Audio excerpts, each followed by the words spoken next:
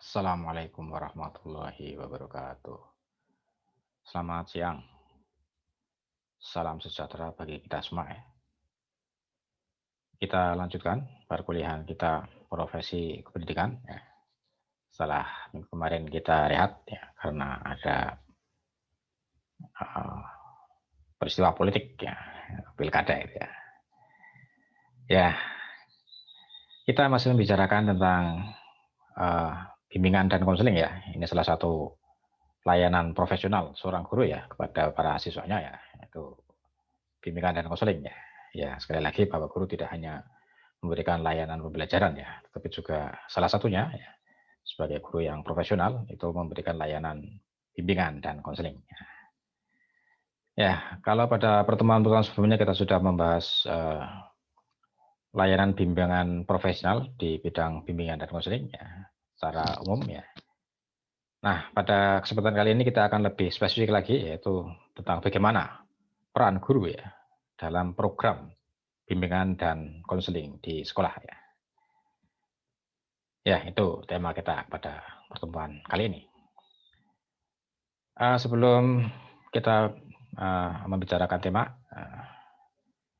saya atau kita bersama mengingat kembali untuk senantiasa berhati-hati ya di masa pandemi ini ya. Karena ya pandemi ini sepertinya belum menunjukkan perkembangan yang lebih baik ya. Sehingga hati-hati ya, bagi kita menjadi semakin penting ya. Untuk tetap disiplin ya dengan berbagai protokol kesehatan yang dianjurkan oleh pemerintah ya. Nah, itu sebagai sebuah wujud kewaspadaan kita ya. Ya, ini sedikit informasi ya di tempat tinggal saya, tetangga tidak jauh ini. Ini sudah ada satu keluarga ya yang terinfeksi virus ini ya. Ya, pada mulanya ibu dari keluarga itu yang terdeteksi terkena virus ini ya. Ya, sebenarnya ibu ini ya lebih banyak sehari-hari lebih banyak di rumahnya. Ya karena ibu rumah tangga gitu ya. Nah, tetapi memang keluarga yang lain, anggota keluarga yang lain itu ada yang sehari-harinya bepergian gitu ya. Dan mungkin ketika bepergian itu ada sedikit kelengahan gitu ya. Sehingga ya membawa virus ini atau terinfeksi virus ini ya. Dan sampai ke rumah kemudian menulari sang ibu tadi itu ya. Ya, kebetulan ibu tersebut memang sedang dalam kondisi imunitas tubuhnya yang kurang baik ya, sehingga kemudian terdeteksi gejala-gejalanya nampak gitu ya. Sementara anggota keluarga yang tadi menulari itu istilahnya OTG itu ya, orang yang tanpa gejala ya, tapi sebenarnya terinfeksi tapi tidak muncul gejala gitu ya. Ya, akhirnya menulari keluarga yang lain termasuk ibunya ya. Nah, dan ternyata setelah dites ya, di swab ya, semua anggota keluarganya sudah terinfeksi gitu ya. Nah, ini ya sekedar informasi yang warning bagi kita ya untuk semakin berhati-hati ya, semakin disiplin ya dengan protokol kesehatan gitu. Ya, saya sendiri sampai hari ini belum berani pergi-pergi jauh ini ya. Ya, biasanya saya suatu saat ya pergi ke Madiun ya, ini ya kemarin saya izin ya, belum ke Madiun dulu ya, atau belum pergi-pergi dulu ini ya karena ya untuk jaga-jaga begitu. Ya, ini.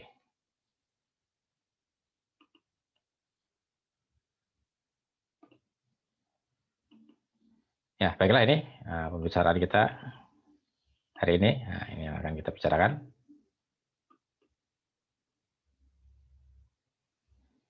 Peranan guru dalam program bimbingan dan konseling di sekolah.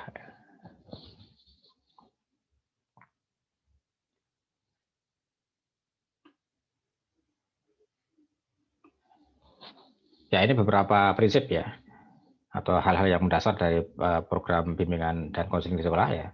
Bahwa bimbingan konseling di sekolah merupakan kegiatan bersama semua personel sekolah ya. Jadi tidak hanya kegiatan dari guru BK saja ya. Bukan hanya konselor saja ya. Biasanya setiap sekolah ada guru BK itu ya, yang tugasnya adalah sebagai konselor ya, yang ditunjuk sebagai konselor ya. Tapi bahwa kegiatan bimbingan dan konseling ini bukan hanya tugas ya, bukan hanya tugas konselor ya, bukan hanya tugas guru BK saja, tapi tugas semua personel yang ada di sekolah itu ya, baik kepala sekolah, guru ya, termasuk konselor ya, dan juga tenaga administrasi ya, tenaga pendidikannya. Tenaga pendidikan juga mendukung ya program-program bimbingan dan konseling di sekolah ya. Yang masing-masing punya peranan ya, dalam program BK ini. Ya, tentu peranannya berbeda-beda ya. Nah, yang jelas bahwa guru tidak lepas ya dari keterlibatan dalam program BK ini. Nah, sehingga untuk mencapai keberhasilan program BK di sekolah maka diperlukan program yang komprehensif ya, yang melibatkan pihak-pihak yang terlibat ya. Nah, sehingga nanti bisa dirancang program BK yang komprehensif ya, yang melibatkan kepala sekolah, guru, konselor, juga tenaga kependidikan ya, sehingga nanti semuanya akan bisa mensupport ya program ini ya. Jadi tidak hanya dijalankan oleh guru BK saja ya. Tapi juga nanti secara administratif didukung ya, dibantu oleh tenaga pendidikan ya. Kemudian secara implementatif itu akan juga didukung oleh para guru ya. Nah, dan secara regulatif ya nanti akan dikuatkan ya oleh kepala sekolah ya, akan dibuat regulasi-regulasi atau aturan-aturan di tingkat sekolah ya oleh kepala sekolah gitu. Nah, program disusun dengan tepat sesuai dengan hasil identifikasi masalah ya. Jadi program itu berangkat dari masalah ya. Masalah-masalah yang secara umum banyak dihadapi oleh siswa gitu ya. Nah, itulah programnya nanti akan berbasis pada masalah yang banyak dihadapi oleh para siswa ya. Jadi program berbasis masalah ya, bukan program yang dirancang oleh guru BK yang ya basisnya hanya teori saja misalnya ya. Berbasis teori ya, tapi tidak ada basis empiriknya ya, basis masalah yang dihadapi oleh para siswa gitu. Program BK di setiap jenjang pendidikan berbeda satu sama lain ya sesuai dengan masalah yang dihadapi siswa ya pada masing-masing kelompok umur ya, pada masing-masing jenjang pendidikannya. Ya ini jelas ya karena setiap jenjang pendidikan siswanya berbeda-beda karakternya ya, masalah-masalah yang dihadapi juga berbeda-beda ya, sehingga nanti programnya juga ya menyesuaikan dengan karakter ya masalah-masalah yang dihadapi oleh siswa di jenjang pendidikan tersebut ya. Nah, program BK di jenjang pendidikan dasar, pendidikan menengah ya dan pendidikan tinggi ya, itu tentu berbeda-beda ya. Ya nanti ada ya pembahasan khusus tentang program BK di jenjang-jenjang pendidikan ini gitu. Nah ini terutama guru ya, guru berperan ya amat penting ya dalam pelaksanaan BK ya. Bahkan bisa dikatakan ini ujung tombaknya di guru ya, karena gurulah yang setiap hari berinteraksi dengan siswa ya. Lebih banyak berinteraksi dengan siswa ya daripada guru BK ya, daripada kepala sekolah ya, daripada tenaga kependidikan ya. Sehingga guru memiliki peran yang sangat penting ya. Posisi guru yang memungkinkan bergaul lebih banyak dengan siswa ini ya, sehingga mempunyai kesempatan tatap muka lebih banyak ya dibandingkan dengan personel kepala sekolah yang lain ya.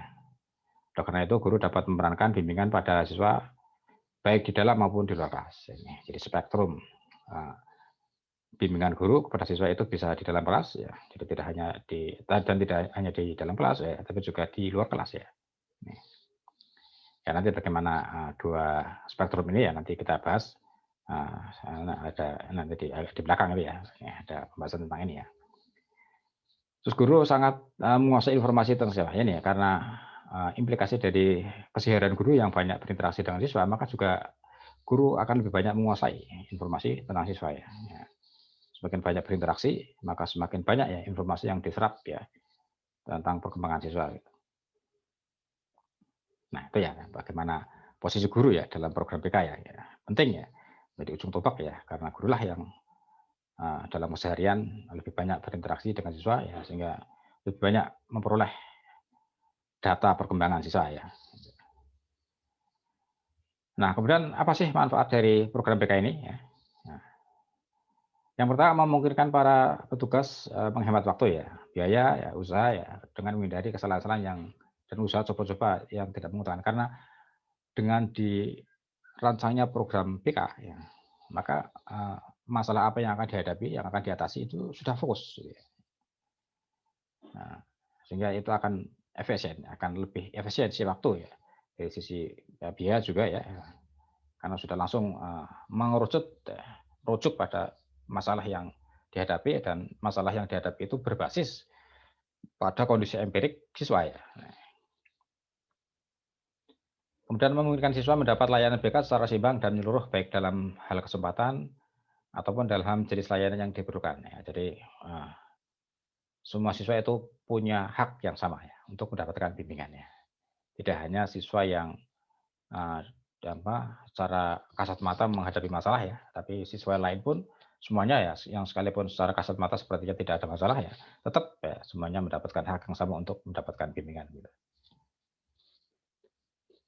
Kemudian memungkinkan setiap petugas mengetahui bagaimana dan di mana mereka harus melakukan upaya dan sebagainya. Jadi ketika programnya sudah disusun, nah maka apa yang akan dilakukan oleh masing-masing petugas bimbingan dan konseling di sekolah ya, itu sudah punya panduan kinerja, panduan kerjanya ya.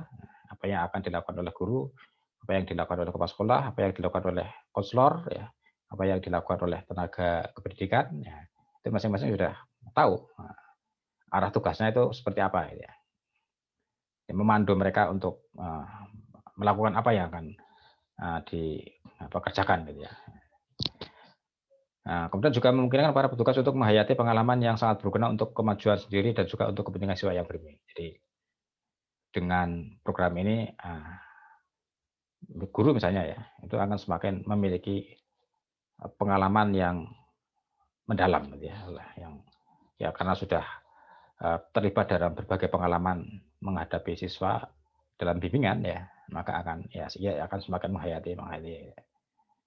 Dan di sisi siswa juga akan ya terbantu ya. Kepentingan siswa akan terwadahi ya dengan adanya bimbingan itu, dengan adanya bimbingan ini ya gitu. Jadi masing-masing pihak, sebenarnya antara guru dan siswa juga sama-sama punya kepentingan di sini ya. Guru punya kepentingan untuk memiliki pengalaman dalam hal bimbingan ya, dan itu akan terus menjadikannya dia memiliki progresivitas ya, kemajuan dari hari ke hari dalam hal pengalamannya membimbing siswa ya. Sementara dari sisi siswa, siswa juga akan terbantu ya. Siswa memiliki kepentingan untuk dibantu, maka dia juga akan terbantu oleh program BK gitu. Nah, langkah-langkahnya bagaimana? Nah, ini langkah-langkah ya normatif ini ya. Yang pertama adalah mengidentifikasi kebutuhan sekolah yang berkaitan dengan program BK. Jadi apa yang dibutuhkan oleh sekolah untuk menyusun program ini ya. Jadi kebutuhan sekolah atau ya need assessment ya, ini ya, analisis kebutuhan ya. Apa yang dibutuhkan oleh sekolah untuk merancang program BK ini ya. Ini tentu melibatkan berbagai stakeholder ya, atau pihak-pihak yang berkepentingan dalam hal ini ya. Nah, ya guru ya, siswa ya, konselor ya, tenaga kependidikan, kepala sekolah itu semuanya punya kebutuhan sendiri untuk nanti menjalankan program BK ya. Sehingga program BK itu disusun, dirancang berdasarkan kebutuhan semua petugas-petugas BK di sekolah ini ya. Jadi tidak hanya berdasarkan salah satu kebutuhan salah satu pihak saja ya, bukan dari salah kebutuhan guru BK saja ya, tapi semua pihak yang terlibat dalam program BK ini semuanya terlibat dalam mengidentifikasi apa sih kebutuhannya ya untuk menjalankan program BK gitu. Nah, tapi tentu semua kebutuhan itu tidak akan dipenuhi semuanya ya, barangkali akan sangat banyak ya, dan mungkin jika ketika diprogramkan dan dijalankan akan cukup berat ya, maka dibuat prioritas kegiatannya gitu ya. Nah, tentu ini akan musyawarahkan bersama ya, dari berbagai kebutuhan itu, identifikasi kebutuhan itu mana yang lebih prioritas, penting dan mendesak ya, atau penting tapi tidak mendesak ya, atau tidak penting dan tidak mendesak ya. Ini kriteria yang bisa kita gunakan untuk menentukan skala prioritas ya. Tentu yang akan diprioritaskan adalah kebutuhan yang penting dan mendesak, artinya penting ya, bahwa itu memang sangat mendukung program BK ya, dan mendesak artinya harus segera dipenuhi ya. Kalau tidak dipenuhi maka program BK tidak akan bisa berjalan. Terus berikutnya mungkin penting ya, tapi tidak mendesak ya. Jadi barangkali kebutuhan itu penting, tapi tidak mendesak, artinya tidak harus dipenuhi saat itu juga ya. Nah, bisa ditunda, tidak bisa ditunda gitu ya. Nah, atau bahkan ada kebutuhan yang tidak penting dan tidak mendesak ya. Ini berarti ya tidak usah menjadi skala prioritas ya. Nah, jadi skala prioritas yang pertama tadi ya, yang kebutuhan penting dan kebutuhan mendesak gitu ya. Misalnya program layanan bimbingan terhadap siswa kelas 3 misalnya. Kelas 3 SMA misalnya ya. Kelas 3 SMA. Ya, program layanan bimbingan kepada kelas 3 SMA yang sebentar lagi nanti akan melanjutkan jenjang ke pendidikan selanjutnya atau terjun ke dunia kerja ya. Nah, ini dibuat program. Nah, kebetulan program-program yang ditujukan kepada siswa kelas 3 SMA ini ya, kalau sekarang kelas berapa ya? Kelas 12 ya. Kelas 12 SMA ini. Itu apa saja kebutuhannya? Nah, atau diidentifikasi ya. Nanti mana yang penting dan mendesak ya. Nah, itulah yang menjadi prioritas itu. Nah, konsep program BK dibahas dengan kepala sekolah dengan mengundang personel sekolah. Jadi semuanya terlibat dalam penyusunan program BK. Ya. Tidak hanya disusun oleh guru BK saja ya. Nah, sebagai penanggung jawabnya ya kepala sekolah ya. Kepala sekolah yang mengkoordinasi ya program BK itu. Menyempurnakan ya, jadi kalau besok Anda jadi sekolah jadi guru dan diundang oleh kepala sekolah untuk membahas program BK ya hadir ya, karena salah satu tanggung jawab guru ya. Ya bukan karena saya bukan guru BK kok diundang rapat BK ini Pak. Ya ini harus dipahami ya bahwa guru juga punya tanggung jawab untuk melaksanakan bimbingan dan konseling di sekolah ya. Kemudian menyempurnakan konsep BK dengan kepala sekolah ya, nanti difinalisasi ya. Kepala sekolah ya. Pelaksanaan program BK yang telah dilaksanakan ini ya, jadi setelah konsep tadinya programnya sudah matang, kemudian dilaksanakan, kemudian dievaluasi ya. Setelah berjalan beberapa lama, beberapa bulan barangkali, ya, kemudian dievaluasi ya. Mana yang sudah berjalan dengan baik, ya, mana yang belum berjalan dengan baik, atau bahkan mana yang belum berjalan sama sekali ya. Nah, berdasarkan evaluasi itu kemudian dilakukan revisi program, diadakan perbaikan ya. Kalau ada program BK yang barangkali berjalan tapi belum menghasilkan output yang optimal ya, belum maksimal ya, itu diperbaiki ya, dilakukan perbaikan itu. Nah, kemudian karakteristik layanan BK. Nah, ini kita sudah masuk kepada jenjang pendidikan ya. Bagaimana jenjang pendidikan program BK di jenjang-jenjang pendidikan ya. Yang pertama di jenjang sekolah menengah pertama ya, SMP ya. Nah, ini biasanya di SMP ya. Nah, kalau di SD belum ada guru BK ya, belum ada program BK. Itu biasanya masih bimbingan secara umum ya di SD ya, karena di SD itu ada guru kelas ya. Nah, nanti ya biasanya siswa SD itu kalau ada masalah ya langsung dibimbing oleh guru kelas ya. Yang guru kelas ini ya biasanya sudah dibekali dengan keterampilan bimbingan dan konseling gitu ya. Nah, di SD tidak ada guru BK ya. Nah, di SMP biasanya ini bimbingan dan konseling yang banyak dilakukan itu bimbingan belajar ya. Bagaimana siswa SMP belajar ini ya. Nah, adakah siswa yang mengalami kesulitan belajar, hambatan-hambatan dalam belajar ya. Nah, itu guru harus peka ya terhadap siswanya ya. Siswa mana yang mengalami hambatan-hambatan belajar, mengalami kesulitan-kesulitan dalam belajar, atau dibimbing ya. Sekalipun siswa itu diam saja ya, tidak minta dibimbing ya, guru harus peka ya. Kalau ada siswa yang sepertinya ada gejala mengalami kesulitan belajar, ya dilakukan bimbingan ya. Dilakukan pendekatan-pendekatan apa yang dihadapi ya dalam hal belajarnya ya, kesulitan apa yang dihadapi ya, masalah apa yang dihadapi ya. Guru bisa masuk ke situ ya, melakukan bimbingan gitu ya. Kemudian juga SMP ini masalah hubungan dengan lawan jenis ya, ini sudah mulai ya SD ya, SMP ya. Kalau SD dulu mungkin dengan lawan jenisnya ya masih bergaul biasa ya. Kalau ketemu ya, ya sudah ada, belum ada apa-apa ya. ketemu masih ya kayak teman bermain di rumah ya. Begitu SMP nanti mereka sudah merasakan hal yang lain gitu. Ada perasaan lain, ada hal-hal yang membuat mereka sepertinya sungkan ya bertemu dengan lawan jenis gitu ya, tidak seperti SD ya. Nah, ini ya berkaitan dengan perkembangan siswa SMP yang sudah mulai memasuki masa remaja awal gitu ya. Masa-masa pubertas awal ya. Sehingga bertemu dengan lawan jenis ya seperti malu-malu ya, sungkan ya, atau seperti ada tiba-tiba ada seperti ada jarak gitu ya. Nah, ini ya.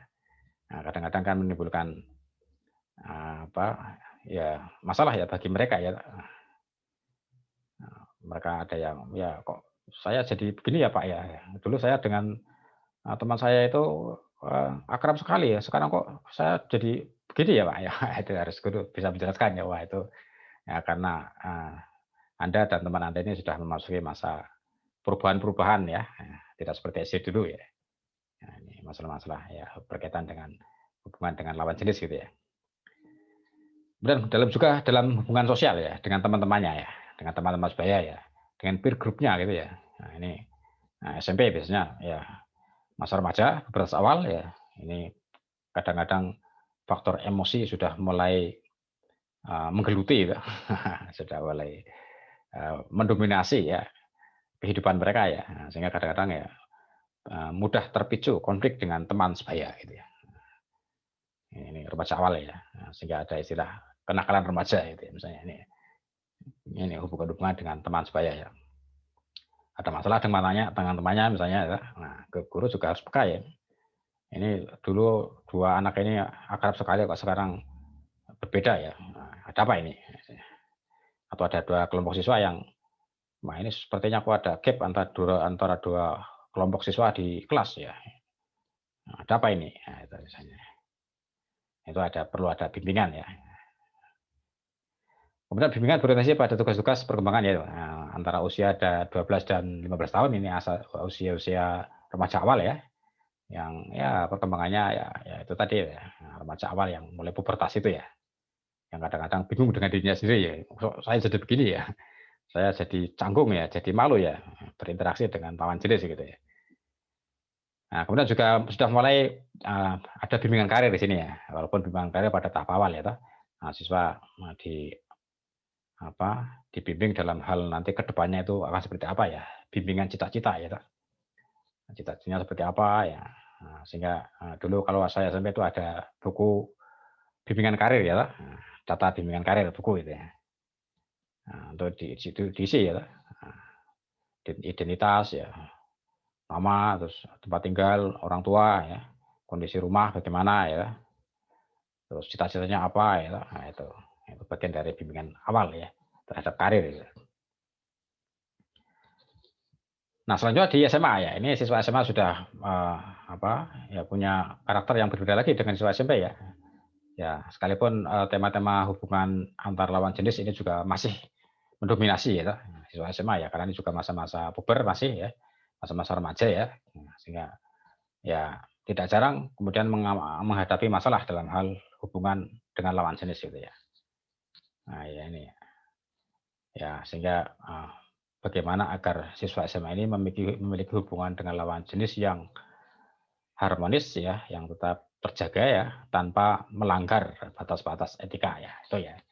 Nah, guru mengarahkan ke situ ya, bimbingan-bimbingan yang sifatnya hubungan antar lawan jenis yang harmonis ya, yang terjaga dengan baik ya, dengan tetap tidak melanggar etika gitu. Ini. Kemudian pemberian informasi pendidikan dan jabatan ini bimbingan karir ya, SMA ya. Apalagi ya SMA nanti kalau sudah kelas 12 itu ya, yang akan ke perguruan tinggi mengambil jurusan apa yang sesuai dengan minatnya, sesuai dengan cita-citanya ya, atau kalau mau terjun ke dunia kerja nanti bagaimana planningnya, rencananya ya, karirnya setelah lulus dari SMA itu ya, ini ya bimbingan karir ya. Juga bimbingan cara belajar ya, bimbingan belajar ini ya tidak lepas ya, siswa SMA juga walaupun sudah lebih dewasa ya, tapi kadang-kadang ya tidak jarang mereka masih menghadapi masalah-masalah dalam belajar ya.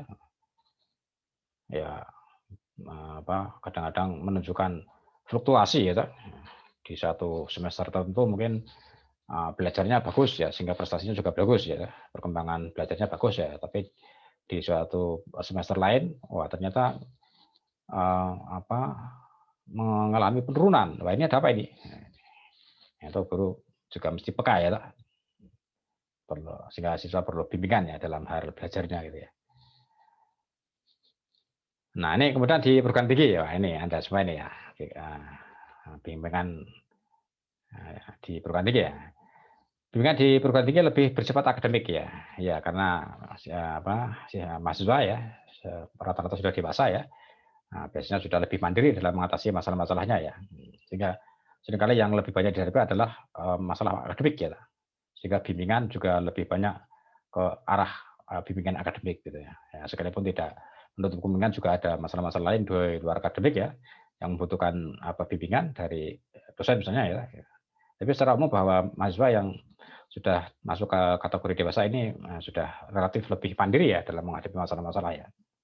Ya, kalau masalah-masalah hubungan dengan lawan jenis ya kalau siswa SMP, SMA mungkin masih ya wajar berkonsultasi dengan gurunya ya. Tapi kalau sudah mahasiswa aku masih curhat ya dengan dosennya ya masalah hubungan dengan lawan jenis itu kan ya aneh ya. Sudah dewasa maksudnya sudah bisa menghadapinya sendiri gitu ya, punya ya cara-cara sendiri untuk mengatasi masalah-masalah seperti itulah gitu ya. Ini. Nah, terus tenaga bimbingan di sekolah ya nih ya tadi ya ada kepala sekolah, ada konselor ya, ada guru ya atau wali kelas ya, ada guru mata pelajaran ya, ada juga petugas atau tenaga kependidikan ya, tenaga administrasi gitu. Nah, ini kemudian berikutnya adalah lebih khusus lagi bagaimana dengan peranan guru dalam bimbingan dan kode sekolah. Ini yang tadi sempat kita sebut ya, bahwa tugas guru itu tidak hanya di sekolah, di kelas, tapi juga di luar kelas ya. Nah, bagaimana dengan tugas guru dalam bimbingan di dalam kelas ya ini? Nah, yang pertama melaksanakan kegiatan diagnostik kesulitan belajar ya. Menandai siswa yang diprediksi mengalami masalah ya. Jadi siswa mana yang berdasarkan pengamatan gitu ya, berdasarkan informasi yang masuk ya, yang sekiranya ini diagnosa lah ya. Siswa-siswa mana yang diprediksi ke depan akan atau tidak lama mengalami masalah ya, akan mengalami masalah ya. Dari gejala-gejalanya ya, itu guru harus peka ya, harus bisa menangkap ya. Dari tanda-tanda siswa yang diprediksi akan menghadapi masalah-masalah dalam belajar gitu. Nah, misalnya sejak awal ketika masuk sekolah itu siswa diwawancara ya. Nah, dari hasil wawancara itu kan bisa dideteksi ya. Kira-kira siswa ini nanti ke depannya akan bagaimana ya. Prediksinya bagaimana ya. Oh, ini tidak ada masalah sepertinya nanti akan bisa lebih baik ya dalam menjalani pembelajarannya.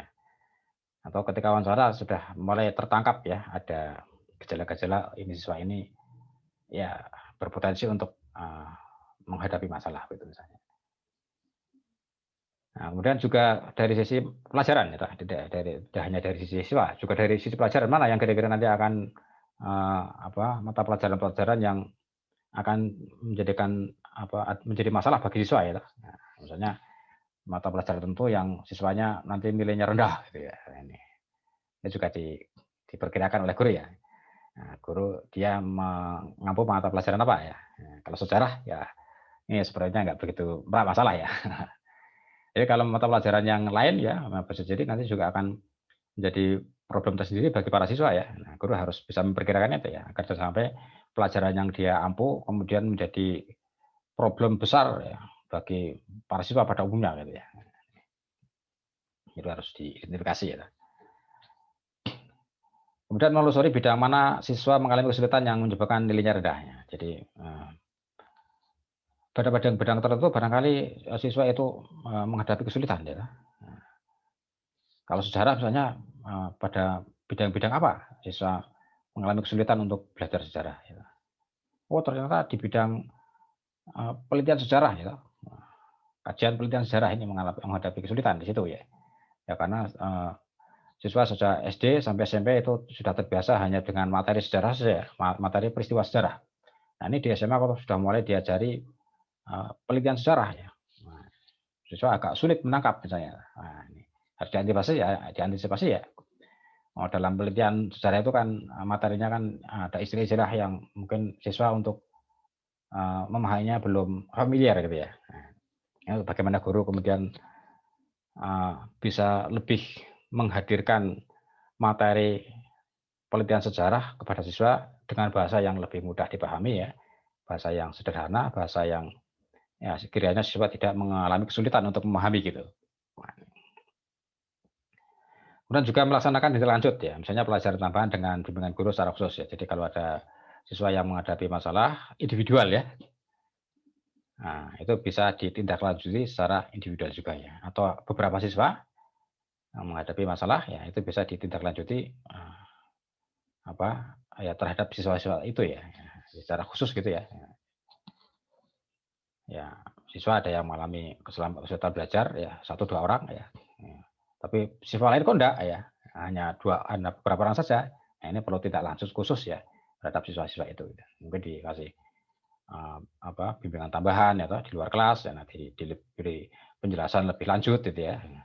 Agar jangan sampai mengorbankan siswa lain yang sebenarnya sudah tidak ada masalah ya, tapi karena ada 1-2 siswa yang bermasalah ini ya, yang kesulitan dalam bidang tertentu ya. Nah, maka jangan sampai kemudian guru mengulangi lagi bidang itu ya, sementara siswa lain sudah tidak ada masalah ya. Maka perlu berlaku khusus terhadap siswa-siswa yang menghadapi masalah dalam hal tertentu gitu ya, dalam bidang tertentu gitu. Dan guru memberikan bantuan sesuai dengan kemampuan dan kewenangannya pada murid ya dalam menyelesaikan masalah. Jadi kewenangan guru saja ya, sebatas kewenangannya ya, sebatas yang dia kompetensinya ya, sesuai dengan kompetensinya ya. Ya, bekal guru dalam melakukan bimbingan dan konseling, guru pada umumnya ya, seperti guru sejarah itu kan terbatas gitu ya. Ya, bimbingan yang sifatnya umum gitu ya. Yang sifatnya motivatif ya, dorongan, semangat ya. Secara teknis bagaimana belajar dan sebagainya ya. Tapi hal-hal yang sifatnya psikologis tingkat lanjut misalnya ya, yang si guru tidak memiliki kompetensi di bidang ya, itu bisa direkomendasikan kepada konselor gitu ya. Nah, ketika guru sudah tidak bisa lagi memberi arahan, bimbingan ya, atau bimbingan dan konseling yang diberikan kepada siswa ternyata tidak bisa menyelesaikan masalah siswa ya, guru harus tahu diri ya. Ini kompetensi saya tidak bisa ya menjangkau ya apa yang dihadapi oleh siswa ya, maka bisa direkomendasikan kepada guru konselor gitu. Nah, ini ya, jangan memaksakan. Ini siswa masa saya tidak bisa mengatasi masalah yang dihadapi oleh siswa ya. Ya, kalau memang kompetensi kita sejauh itu ya kita mesti tahu diri lah ya. Bidang kita memang sampai bidang penguasaan kita hanya sampai di situ saja gitu. Nah, itu tugas bimbingan guru di kelas ya. Kemudian bagaimana dengan di luar kelas ya? Memberikan pengajaran perbaikan ya, remedi ya. Yaitu tadi kalau misalnya ada siswa yang sudah di kelas ajar di kelas ya, sudah mendapat pelajaran di kelas ya, belum selesai, siswa ternyata masih menghadapi kesulitan, kemudian sediakan waktu di kantor ya, guru menjelaskan lagi misalnya ya, tapi ternyata siswa juga masih menghadapi masalah ya, bisa juga bisa di luar kelas ya, bisa di luar jam kerja gitu ya, sehingga tidak menyita ya, waktu kerja guru di sekolah gitu ya. Kemudian bisa juga dengan pengayaan ya, bakat siswa ya, misalnya di luar sekolah siswa aktif ya di bidang apa ya, minat bakat ya. Nah, itu guru bisa memberikan referensi-referensi gitu ya, bisa memberikan informasi-informasi ya agar atau untuk lebih mengembangkan bakat siswa itu ya. Jadi misalnya di luar sekolah siswa ada siswa yang punya bakat di bidang olahraga sepak bola misalnya ya. Sementara sementara ini dia hanya latihan ya tanpa pelatih ya, latihan secara alamiah ya di desanya dengan teman-temannya ya. Pokoknya latihan tentang ini, tapi sebenarnya anak ini punya bakat ya. Nah, guru melihat itu, oh, ini anak ini punya bakat di situ ya. Nah, bisa misalnya diarahkan, wah bagaimana ini kalau anak ini diarahkan untuk ikut latihan yang lebih terlatih, yang lebih teratur ya, yang lebih intensif gitu ya. Nah, misalnya guru bisa memberikan informasi, wah ini Mas ada apa klub sepak bola misalnya ya. Nah, coba ikut ke sana ya. Ini gratis nggak bayar ya, ada bayar pendaftaran tapi nggak terlalu berat ya. Coba di pendaftar ke sana ya. Ini kan dalam rangka untuk memberikan mengembangkan bakat itu ya. Dan juga dengan homestay ya. Kunjungan rumah ya. Ya, seandainya masalah itu tidak bisa diselesaikan di sekolah, bisa melakukan home visit ya. Ya, dulu waktu saya guru SMA itu pernah ya, ada siswa yang menghadapi masalah dengan keluarganya ya, anak laki-laki itu. Ya, ini biasanya anak laki-laki bermasalah dengan ayahnya ya. Ya, waktu itu memang ada masalah dengan ayahnya ya. Nah, di sekolah sudah bicara-bicara dengan saya, sudah konsultasi itu, tapi dia belum puas ya. Pak, saya tak ke rumah saja ya Pak, ya kapan-kapan ya. Nanti kalau di sini saya kurang butuh bebas itu ya. Akhirnya datang ya ke tempat saya ya, saya ya silakan nggak apa-apa ya. Akhirnya di situ dia ya curhat itu ya banyak sekali ya. Ya saya dengarkan ya. So yang saya bisa memberi masukan ya saya beri masukan gitu ya. Nah, tapi pada akhirnya ya anak itu merasa ya lega lah ya, setidaknya curhat saja sudah lega ya, apalagi guru memberikan masukan-masukan itu ya, memberikan saran-saran gitu ya.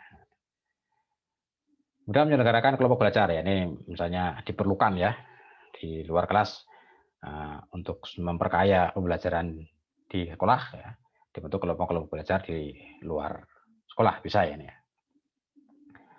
Terus kerjasama guru dengan konselor ya, ini guru tidak bisa bekerja sendiri dalam bimbingan, maka bekerjasama dengan pihak guru BK ya, guru konselor ya, karena mereka yang memiliki bekal keilmuan yang lebih luas ya, lebih baik di dalam bidang ini ya. Nah, sehingga lebih efektif jika guru dapat bersama dengan konselor dalam pembelajaran ini. Nah, guru akan banyak menyerap ya berbagai pengalaman, kompetensi dari guru konselor ini. Nah, sehingga kegiatan BK dilaksanakan di sekolah dikoordinasikan oleh guru konselor ya, sehingga pelaksanaan bimbingan oleh guru itu tidak lepas begitu saja ya, tetap di bawah koordinasi guru BK ya, guru konselor ya, karena penanggung jawab program BK di sekolah ya guru BK ya toh. Nah, sehingga selalu berkoordinasi dengan guru BK ya. Ya ada siswa yang menghadapi masalah ya bisa berkoordinasi dengan guru BK ya. Sehingga nanti guru BK ini bisa memantau dan bisa sambil memberi rekomendasi barangkali gitu ya.